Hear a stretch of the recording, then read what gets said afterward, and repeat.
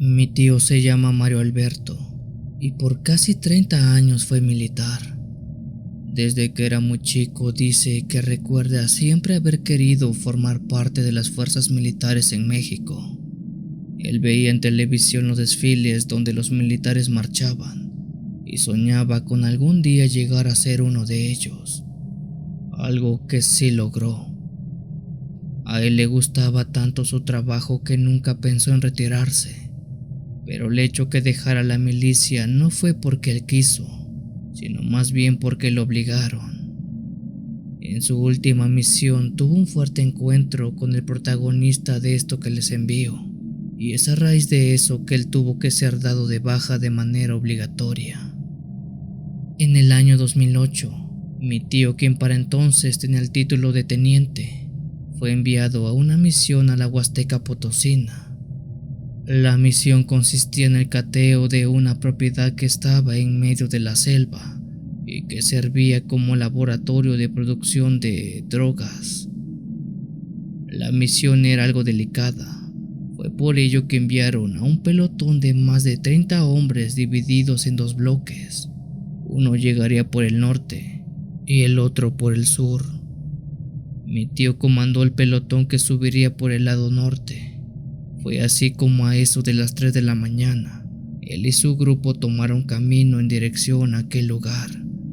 Mi tío cuenta que mientras más adentraba por el oscuro y espeso bosque, más difícil se hacía avanzar, pues no había luz en la selva, salvo por la de la luna que iluminaba un poco. Además que no podía usar ninguna linterna, pues serían detectados. Mi tío dice que él iba al frente de su pelotón, cuando al frente vieron a alguien en medio de la selva. Aquel se trataba de un niño, de un jovencito de no más de 12 o 13 años quizás. Mi tío enseguida le preguntó qué hacía tan tarde en ese lugar.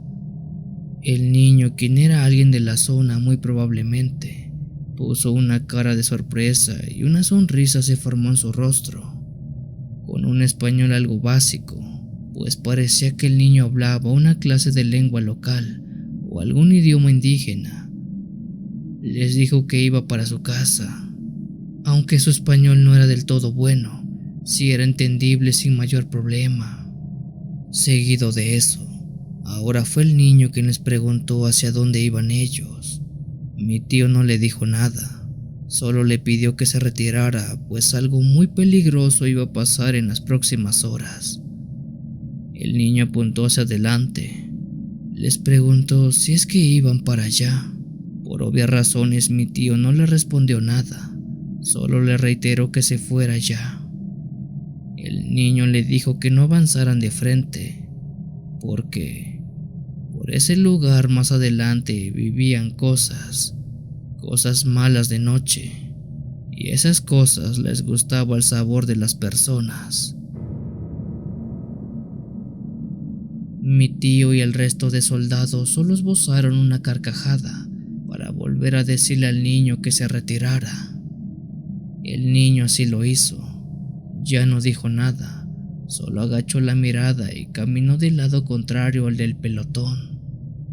Aquello fue extraño, pero al estar en un lugar como la sierra, no parecía tan descabellado pensar que gente caminaba tan noche por esos lugares. Pero mi tío dice que se arrepiente 1000 veces de no haberle hecho caso a ese niño. Ya con el muchachito fuera de su vista, mi tío y todos caminaron un algo rato más, hasta que varios de los soldados empezaron a escuchar un extraño ruido. Era como si alguien más estuviera caminando cerca de ellos, pues el ruido de hojas y ramas rompiéndose se escuchaban muy claro. Todo el pelotón tenía entrenamiento para no hacer ruido, pero quien estuviera cerca de ellos caminando lo hacía de una manera obvia. No se esforzaba por siquiera ocultar que estaba cerca. Mi tío le dijo a todos que se detuvieran, que se callaran y que tomaran posición de ataque por si alguno de los mafiosos estaba cerca. Teniente, a la derecha, ahí se ve que está algo. dijo un soldado en voz baja. Así era. Justo del lado derecho y recargado sobre un árbol, se podía ver una silueta de algo muy grande que se mecía de un lugar a otro. Aquello no se podía ver bien por la cantidad de hojas y ramas que había, pero quien estuviera ahí era muy pero muy grande. Nadie podía concebir de quién se trataba, aunque si fuera un mafioso, de seguro ya habría abierto fuego, pero no. Incluso si fuera un animal de la zona, ¿qué animal tendría esas dimensiones?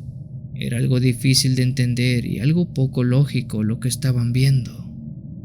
Mi tío caminó unos metros hacia adelante y fue cuando por fin pudo ver mejor esa cosa, a esa maldita cosa. Dice que aquello que estaba de frente a todo su pelotón se trataba de un hombre muy alto, de unos 2,5 metros de altura, pero que era extremadamente gordo. Aquello estaba cubierto de pelo de color café. Desde sus pies hasta la cabeza estaba todo cubierto por eso. Su cara tenía rasgos como los de una persona, pero lleno de pelos, aunque lo más aterrador, dice, era que sus 2 manos le colgaban hasta casi arrastrar en el suelo.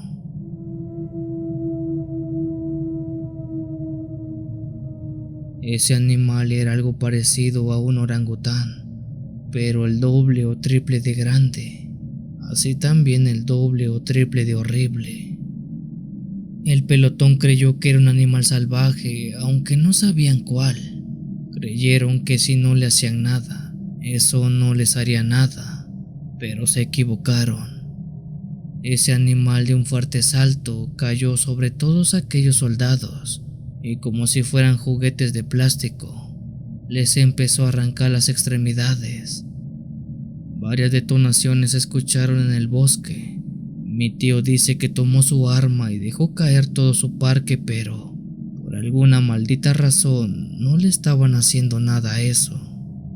Aquella bestia dio un fuerte grito que se oyó por todo el lugar. Decenas o quizás cientos de aves salieron volando de entre los árboles despavoridos por el alboroto que se estaba escuchando. Mi tío dice que en el suelo se podían ver restos de varios de sus soldados, quejidos de lamentos y dolor de los que aún estaban vivos y solamente agonizaban, y gritos de quienes seguían disparándole a eso.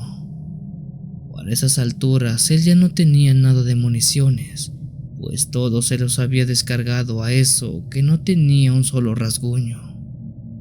Esa maldita criatura dio una vuelta y quedó de frente a mi tío, a quien tomó de sus piernas y lo lanzó lejos, cayendo entre los árboles, fracturándose las piernas y perforándose un pulmón con una rama. El dolor, la hemorragia, hicieron que mi tío se desmayara y no supiera qué más pasó esa noche. Él dice que fueron rescatados por el pelotón que subió del lado del sur. Ellos hicieron el aseguramiento del laboratorio y dieron cobertura a lo que pasó en el pelotón de mi tío, pelotón de los cuales solo sobrevivieron 4 soldados, todos con secuelas físicas que los obligaron a ser inhabilitados de por vida. Esa fue la última misión que mi tío hizo. Y fue la única vez que vio y supo de aquella cosa que vive en la Huasteca Potosina.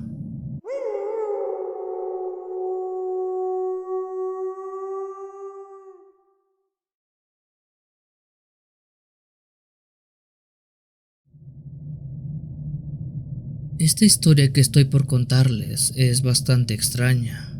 También es completamente comprobable por cada uno de los miembros de mi familia, pues todo lo vimos esa noche. Por allá del año 2005, cuando vivía con mis padres en la sierra de Oaxaca, en México, vimos algo que hasta el día de hoy no podemos explicar. Nosotros vivíamos en la mitad de un cerro o loma, que es conocida como la Loma del Venado, y este lugar está situado en un pueblo muy chico llamado El Calvario. Previo a esta historia, debo mencionar que unos meses antes Hasta nuestro pueblo llegaron varios militares procedentes de la ciudad. No estoy del todo seguro, pero según se dijo, los militares habían venido en busca de un hombre que se escapó de no sé dónde y que era alguien peligroso que quiso refugiarse en la sierra. No sé muy bien cómo estuvo aquel operativo, pero resulta que ese mafioso en verdad sí había llegado al pueblo junto a un puñado de sus seguidores. Hubo un enfrentamiento y al parecer los militares tuvieron éxito al capturar a ese hombre, pero a su vez también tuvieron varias bajas. En esa ocasión muy en específico, en el pueblo oímos muy a lo lejos ráfagas de tiros y gritos que retumbaban entre las lomas y las zanjas que nos rodeaban, muy probablemente del enfrentamiento entre ambos bandos. Después de ese acontecimiento, los militares se retiraron y ya jamás se les volvió a ver en lo más mínimo. En pocas palabras, llegaron, cumplieron y se fueron. Como mencioné antes, los meses pasaron en un abrir y cerrar de ojos, siendo que ese acontecimiento se fue olvidando poco a poco. Una noche, siendo poco más de las 9, mi familia se había ido a acostar, pues al día siguiente mi padre tenía que levantarse temprano para irse a trabajar. Mi madre tenía que madrugar para preparar los almuerzos y a mis hermanos, y de mi parte tenía clases. No recuerdo muy bien qué hora sería, pero eran más o menos las 12 de la medianoche, de eso estoy seguro, cuando escuchamos cómo tocaron a la puerta de la casa. Mi papá se levantó enseguida, con algo de prisa y cautela fue a abrir. Lo primero que se me vino a la mente fue pensar en malas noticias, ya que era muy noche como para que alguien nos viniera a visitar así nada más. Además que los toques que daban eran muy fuertes y despavoridos. Desde atrás de la puerta mi papá preguntó quién era, qué quería a esa hora. Del otro lado siguieron tocando la puerta mientras se oían sollozos. Mi papá se armó de valor y abrió la puerta. Justo en el suelo se hallaba un soldado tirado, malherido y prácticamente agonizando. Mi papá de inmediato lo tomó y lo metió a la casa. Nos pidió a todos que cerráramos las puertas y ventanas, además que apagáramos todas las luces dejando prendida solo una. Al parecer los soldados habían regresado y estaban peleando nuevamente. Entre mi papá y mi mamá lograron curar las heridas del soldado, quien estaba inconsciente y tirado en un petate. Mi madre me alejó a mí y a mis demás hermanos, pues éramos muy jóvenes en ese entonces y ese era un asunto algo delicado. Pero aún así todos lo vimos. Vimos sus heridas y su mala condición. «Métanse debajo de sus camas, niños», dijo mi madre, creyendo que la balacera se desataría en cualquier momento. Pero fue raro, porque nunca se oyó un solo disparo, ni lejos ni cerca. Después de un rato, aquel militar logró recuperar la conciencia. Dijo que había sido emboscado en el cerro y que varios de sus compañeros habían quedado atrás. Los habían acabado. Él quiso levantarse, pero las heridas que tenía eran muy grandes. Se podía ver claramente cómo el petate donde estaba recostado se había manchado de sangre por las heridas que tenía. Mis padres le dijeron que no se moviera, que no hiciera esfuerzo, que descansaran lo que daba la mañana y así podrían ir en busca del médico del pueblo. Salir a esa hora y dadas las condiciones era muy peligroso. El militar le hizo caso a mi padre y se quedó acostado. Lo hizo así hasta que el sueño le ganó. Al igual que el soldado, todos y cada uno de nosotros, el sueño nos fue venciendo. Por la mañana la voz de mi padre nos despertó. Él estaba algo conmocionado preguntando ¿dónde estaba el soldado? Pues este había desaparecido. El petate donde estaba recostado estaba completamente vacío, siendo lo más extraño que este estuviera limpio. No había ni rastro de aquella sangre que él había dejado marcada. Mi padre salió al pueblo y preguntó a los vecinos si no habían visto a ese hombre, aquel soldado herido. También preguntó de paso cómo habían pasado la noche debido al enfrentamiento de los militares. Todos, absolutamente todos, le dijeron a mi papá de qué estaba hablando, pues esa noche no había sido nada fuera de lo normal. Al contrario, fue muy tranquila. Mi papá dejó de buscar al militar y regresó a casa. Su cara de miedo y su piel pálida demostraba que toda la noche habíamos estado cuidando a un viejo fantasma, a uno de esos militares que había fallecido meses atrás en aquel otro enfrentamiento de esa noche.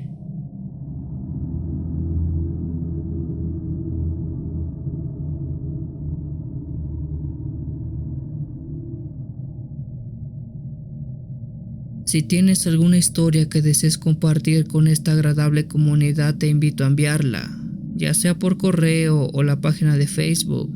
Los links están en la descripción del video. Te agradecería actives todas las notificaciones para estar al día con los relatos que se suben a diario. Muchas gracias por dejarme llegar hasta tus oídos. Yo soy el Cuenta Historias. Te deseo una linda y oscura noche.